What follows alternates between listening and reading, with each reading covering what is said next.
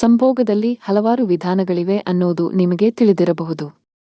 ಅವುಗಳಲ್ಲಿ ಮುಖ್ಯವಾಗಿ 69 ಅನ್ನೋ ಸಂಭೋಗ ವಿಧಾನವನ್ನು ನೀವು ಕೇಳಿರಬಹುದು. ಆದರೆ ಅದೇ ರೀತಿ ಸಂಭೋಗ ವಿಧಾನದಲ್ಲಿ 66 ಅನ್ನೋ ಸಂಭೋಗ ವಿಧಾನವನ್ನ ಕೆಲವರು ಇಷ್ಟಪಡುತ್ತಾರೆ.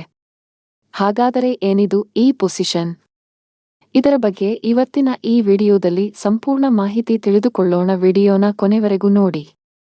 ಈ ಸಂಭೋಗ ವಿಧಾನ ನಿಮಗೆ ಗೊತ್ತಿಲ್ಲದೆ ಇರಬಹುದು, ಆದರೆ ಈ ಸಂಭೋಗ ವಿಧಾನವನ್ನ ಅತಿ ಹೆಚ್ಚು ಜನರು ಇಷ್ಟಪಡುತ್ತಾರೆ. ಈ ಸಂಭೋಗ ವಿಧಾನವನ್ನ ದೇಹದಲ್ಲಿ ನ್ಯೂನತೆ ಹೊಂದಿರುವವರು, ಅತಿಯಾದ ಬೊಜ್ಜು ಹೊಂದಿರುವವರು, ಹೆರಿಗೆಯ ಸಮಯದಲ್ಲಿ ಸಮಸ್ಯೆ ಆದವರು, ಗರ್ಭಧರಿಸಿರುವವರು, ಬೆನ್ನು ನೋವಿನಿಂದ ಬಳಲುತ್ತಿರುವವರಿಗೆ ಅಥವಾ ಯಾವುದೇ ಆರೋಗ್ಯ ಸಮಸ್ಯೆ ಹೊಂದಿರುವವರಿಗೆ ಇದು ಅತಿ ಸೂಕ್ತ ಸಂಭೋಗ ವಿಧಾನ ಅಂತಾನೆ ಹೇಳಬಹುದು. ಈ ಸಂಭೋಗ ವಿಧಾನ ಪ್ರತಿ ಬಾರಿ ನಿಮಗೆ ಅತಿ ಹೆಚ್ಚು ಸುಖವನ್ನ ನೀಡಬಲ್ಲದು. ಸ್ನೇಹಿತರೆ, ನೀವು ಕಿರಿಯರೇ ಆಗಿರಬಹುದು, ಹಿರಿಯರೇ ಆಗಿರಬಹುದು, ಆದರೆ ಈ 66 ವಿಧಾನದ ಬಗ್ಗೆ ತಿಳಿಯದೆ ಇದ್ದರೆ ದಯವಿಟ್ಟು ಈ ವಿಡಿಯೋನ ಪೂರ್ತಿ ನೋಡಿ. 69 ಪೊಸಿಷನ್ ಅನ್ನೋದು ನಿಮಗೆಲ್ಲರಿಗೂ ತಿಳಿದಿರೋ ಹಾಗೆ ಗಂಡು ಮತ್ತು ಹೆಣ್ಣು ಪರಸ್ಪರ ವಿರುದ್ಧ ದಿಕ್ಕಿಗೆ ತಲೆಯಿಟ್ಟು ಮಲಗಿ ಬಾಯಿ ಅಥವಾ ನಾಲಗೆಯ ಸಹಾಯದಿಂದ ಪರಸ್ಪರ ಜನನಾಂಗವನ್ನ ಉದ್ರೇಕಿಸಿ ಲೈಂಗಿಕ ಸುಖವನ್ನ ನೀಡುವ ಒಂದು ವಿಧಾನ. ಹೆಚ್ಚಿನ ಸ್ತ್ರೀಯರು ಸಹ ಈ ಲೈಂಗಿಕ ವಿಧಾನವನ್ನ ಇಷ್ಟಪಡುತ್ತಾರೆ. ಇದರ ಬಗ್ಗೆ ಬಹುತೇಕ ಜನರಿಗೆ ತಿಳಿದಿರುತ್ತೆ. ಆದರೆ ಇವತ್ತಿನ ಈ ವಿಡಿಯೋದಲ್ಲಿ 66 ಅನ್ನೋ ಹೊಸ ಲೈಂಗಿಕ ವಿಧಾನದ ಬಗ್ಗೆ ತಿಳಿದುಕೊಳ್ಳೋಣ. 66 ಅನ್ನೋ ಲೈಂಗಿಕ ವಿಧಾನವನ್ನ ಮಾಡುವಾಗ ಗಂಡು ಮತ್ತು ಹೆಣ್ಣು ಇಬ್ಬರೂ ಒಂದೇ ಬದಿಗೆ ಮುಖ ಮಾಡಿ ಮಲಗಬೇಕಾಗುತ್ತೆ.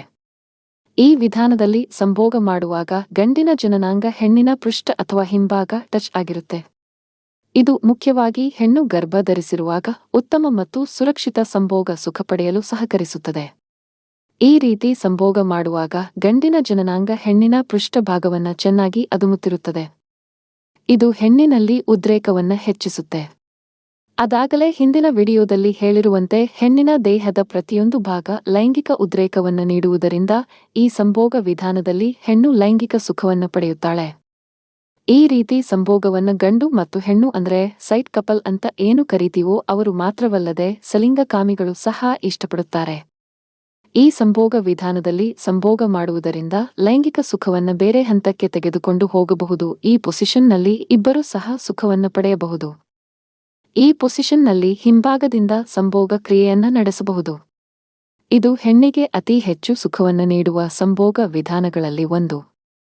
ಈ ರೀತಿ ಸಂಭೋಗ ಮಾಡುವ ಜೊತೆ ಗಂಡಿಗೆ ಹೆಣ್ಣಿನ ಎದೆ ಮತ್ತು ಜನನಾಂಗವನ್ನ ಸುಲಭವಾಗಿ ಉದ್ರೇಕಿಸಲು ಸಹಕರಿಸುತ್ತೆ. ಸ್ನೇಹಿತರೆ, ಈ ಸಂಭೋಗ ವಿಧಾನವನ್ನ ಎಲ್ಲರೂ ಬಹಳ ಸುಲಭವಾಗಿ ಮಾಡಬಹುದು. ಈ ಸಂಭೋಗ ಕ್ರಿಯೆಯನ್ನ ನೀವು ಬಹಳ ಸುಲಭವಾಗಿ ಬೆಡ್ ಮೇಲೆ ಮಲಗಿ ಅಥವಾ ಕುಳಿತುಕೊಂಡು ಮಾಡಬಹುದು. ಗಂಡಿನ ತೊಡೆಯ ಮೇಲೆ ಹೆಣ್ಣು ಕುಳಿತು ಲೈಂಗಿಕ ಸುಖವನ್ನ ಪಡೆಯಬಹುದು. ಇದರಲ್ಲಿ ಮುಖ್ಯವಾಗಿ ಹಿಂಭಾಗವನ್ನ ಉಜ್ಜುವ ಕ್ರಿಯೆ ಚೆನ್ನಾಗಿರುತ್ತೆ. ಈ ಸಂಭೋಗ ವಿಧಾನದ ಇನ್ನೊಂದು ಗುಣ ಏನೆಂದರೆ ಇದರಲ್ಲಿ ಹೆಚ್ಚೆಚ್ಚು ವಸ್ತುಗಳ ಅವಶ್ಯಕತೆ ಇರುವುದಿಲ್ಲ. ಈ ಸಂಭೋಗ ವಿಧಾನ ಹಿಂಭಾಗದ ಸಂಭೋಗ ಮತ್ತು ಮುಂಭಾಗದ ಸಂಭೋಗ ಮಾಡುವವರಿಗೂ ಉತ್ತಮ ವಿಧಾನ. ಆದ್ದರಿಂದ 66 ಅನ್ನೋ ಸಂಭೋಗ ವಿಧಾನದಲ್ಲಿ ತಮ್ಮ ಲೈಂಗಿಕ ಆಸೆಗಳನ್ನ ಬಹಳ ಸುಲಭವಾಗಿ ಈಡೇರಿಸಿಕೊಳ್ಳಬಹುದಾಗಿದೆ. ಆದರೆ ಈ ವಿಧಾನದಲ್ಲಿ ಸಂಭೋಗ ಕ್ರಿಯೆಯನ್ನ ಮಾಡುವಾಗ ಒಂದು ವಿಷಯ ಯಾವಾಗಲೂ ನೆನಪಿಟ್ಟುಕೊಳ್ಳಿ. ಯಾವುದೇ ಕಾರಣಕ್ಕೂ ನಿಮ್ಮ ಸಂಗಾತಿಗೆ ಈ ಸಂಭೋಗ ವಿಧಾನ ಇಷ್ಟಪಡದೇ ಇದ್ದರೆ ಬಲಾತ್ಕಾರದಿಂದ ಸಂಭೋಗ ಕ್ರಿಯೆಯನ್ನ ಮಾಡಬೇಡಿ. ಅದೇ ರೀತಿ ಗರ್ಭಧರಿಸಿದ ಮೇಲೆ ಸಂಭೋಗ ಮಾಡುವಾಗ ಹೆಣ್ಣಿನ ಹೊಟ್ಟೆಯ ಭಾಗದಲ್ಲಿ ಒತ್ತಡ ಬೀಳದಂತೆ ನೋಡಿಕೊಳ್ಳುವುದು ಬಹಳ ಮುಖ್ಯ. ಈ ವಿಧಾನದಲ್ಲಿ ಲೈಂಗಿಕ ಸಂಭೋಗ ಕ್ರಿಯೆ ಮಾಡುವಾಗ ಹೆಣ್ಣಿನ ಹೊಟ್ಟೆಯ ಭಾಗಕ್ಕೆ ಮೆದುವಾದ ತಲೆದಿಂಬಿನ ಸಪೋರ್ಟ್ ನೀಡುವುದು ಉತ್ತಮ. ಈ ಲೈಂಗಿಕ ವಿಧಾನ ಮುಖ್ಯವಾಗಿ ಫೋರ್ಪ್ಲೇ ಜೊತೆಗೆ ಅತಿ ಹೆಚ್ಚು ಸುಖವನ್ನ ನೀಡುತ್ತೆ. ಅದೇ ರೀತಿ ನಿಮ್ಮ ಸಂಗಾತಿಗೆ ಡಾಗಿ ಸ್ಟೈಲ್ ಇಷ್ಟ ಇಲ್ಲದೆ ಇದ್ದರೆ ಮೊದಲಿಗೆ 66 ಅನ್ನೋ ಈ ವಿಧಾನವನ್ನು ಟ್ರೈ ಮಾಡಿ. ಆಮೇಲೆ ನಿಧಾನವಾಗಿ ನಿಮ್ಮ ಸಂಗಾತಿ ಡಾಗಿ ಸ್ಟೈಲ್ನ ಇಷ್ಟಪಡಬಹುದು.